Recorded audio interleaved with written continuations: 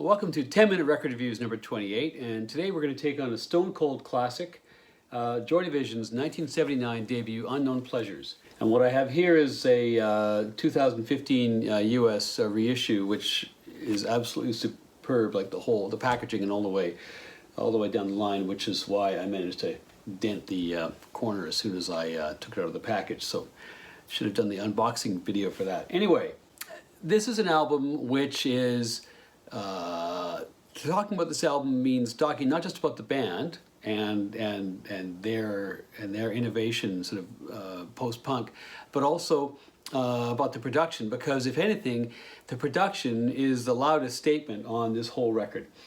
So the Joy Division story, of course, is that they formed after a Sex Pistols gig in Manchester, where both Bernard Sumner and Peter Hook had attended, and soon after formed up a group with Ian Curtis, the tragically short-lived lead singer of the group, and Stephen Baldwin on drums. So they were gigging around Manchester and were flirting with a record deal. They had talks with RCA, but turned RCA down because they didn't want to make kind of a mainstream rock and roll record, and ended up at Factory Records, being produced by a guy called Martin Hannett. My introduction, maybe other people's introduction to Martin Hannett, is that he's name-checked on the Dead Kennedys song Nazi Punks Fuck Off at the very beginning as having overproduced the song, quote unquote, although he never actually worked with the Dead Kennedys, but there you go. Subsequently, of course, I found the real reason for his fame, which is his association with this album. And what Hannett said about Joy Division was that they were a gift to work with because they really didn't have a clue. So he had all kinds of ideas about how he wanted to create a different sound, and Joy Division were absolutely putty in his hands. And what you get on this record is a huge departure from mainstream rock and from punk at the same time. You know, of course, rock and roll in the mid '70s had become, you know, larger than life, super, heavily professionally produced, and you know, rolling in dough. Like think of Fleetwood Mac and Zeppelin and so on, and the Eagles and bands like this at this particular time. This sounds absolutely nothing like this. The music is very spacious. There was really nothing like it before, and some of the band were not keen on it. They because it was very different from their live show. Their live show sounded like most live rock shows, where the music's, you know, is really there, right there in front of you, and much more present, you know, to the listener. The music here is spacious. It's distant. Some of the instruments are really quite low in the mix. Drums and bass are quite high, but everything is soaked in reverb, and it's really quite a distinct sound.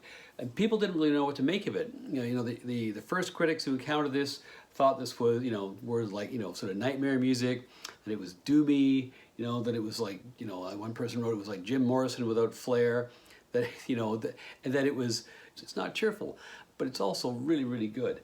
And I can attest that by 1980, pretty much everybody I knew who was in some high school band was trying to write songs based on Peter Hook-like bass lines that start so many of the Joy Division songs. So side one, which is known as The Outside, contains a whole bunch of super introspective songs, and this is basically like opening the cranium of Ian Curtis and not only looking inside but sort of jumping in and swimming around. First song is Disorder, and you can tell right away there's something different here with the drum sound, with the reverb on the guitars. Everything has been stripped down. It's the listener's first experience of Ian Curtis's singing, which is, if not anti-singing, as so-called, it's certainly not classically trained singing. It's very intense, and you're automatically, right away, sort of taken into kind of the emotional, mental space that he's in, which is introspective and troubled. And then it's followed by Day of the Lords, another pretty grim song, but an awesome song, which I think is about heroin withdrawal, but other people think it's about childhood trauma or the coldness of life. Take your pick, I guess. And it's got this great pounding riff all the way through, which the instrumentation and the production might be spare, but it doesn't mean that the music is not intense. Candidate is visits a theme which Joy Division and then subsequently New Order, which is how they regrouped after Curtis's death, would revisit in the future around power and corruption and idealism. Again, you've got the vocals and the rhythm section very much in the forefront. And the singing is pretty much the melody. Sumner's guitar is there, but it's way in the background, and it feels like it's providing features on the horizon, or at the end of a long hallway or something like that. Song melts away all of a sudden, and then you're into Insight, and this song, it's hard not to see this as very frank talk about preparedness for suicide. And the lyrics are all about essentially, the meaninglessness of life and giving up on life and preparedness for death, and so on. So, like I say, not necessarily dinner music. And then the Outside, side one, concludes with New Dawn Fades, which opens with this really cool effect, which is actually a backwards loop of the previous song Insight, which has been recycled and turned around for an effect on this song, which is kind of cool. It's got a classic Peter Hook bass line, which emerges early in the song, and then there's this. Certainly for the first side of the record is an unusually forward in the mix piece of guitar from Sumner.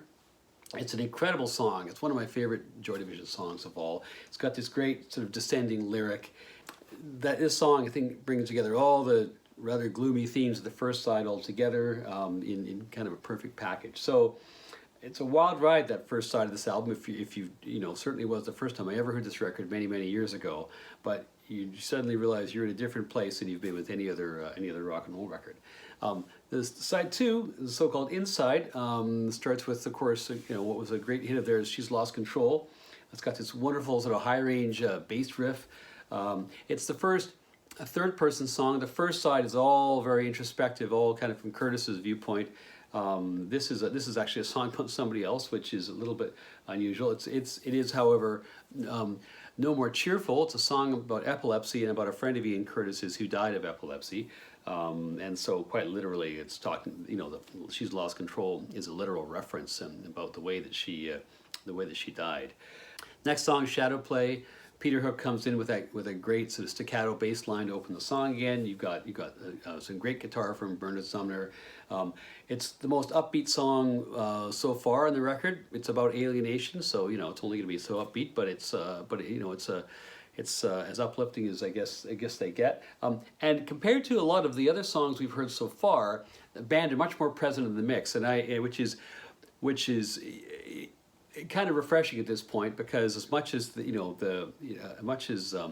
Hannett's production techniques are such a signature and so interesting, after a while I found myself, I actually want to hear some rock and roll. I want to hear the guitars and so on, and on the second side that's starting to happen. Wilderness, which is about religion as an obstacle to truth, and so I guess we can call it a ballad. It's again, it's another good Peter Hook intro. It's a pretty upbeat song, musically anyway, in terms of the rhythm. And then into Intrazone, which is my other really favorite song on this record, which is probably their most.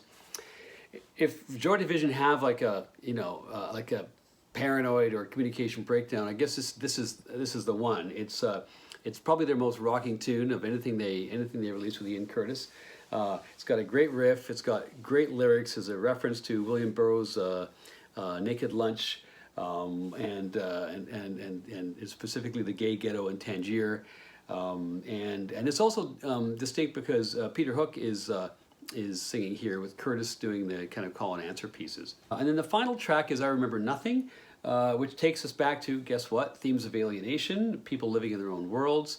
And there's a whole bunch of different textures that both both Hook on the bass and Sumner on the guitar bring to this song. Musically, it's one of the more complex songs on the album. So, you probably need to go when after you've listened to this. You need to like call a friend or something like that, I suppose. But it's there's no denying that this album is a complete landmark in the history of pop music, and if it doesn't change everything, it creates a whole new vector in music, which then has ripples all the way through the 1980s. a third vector beyond sort of punk or classic rock or new wave. This was a whole other thing. And while other people might have had a go at this, nobody ever, even including of course Joy Division with subsequent albums, I don't think anyone ever did what they do here as well as it's done on Unknown Pleasures. So 5 stars for this.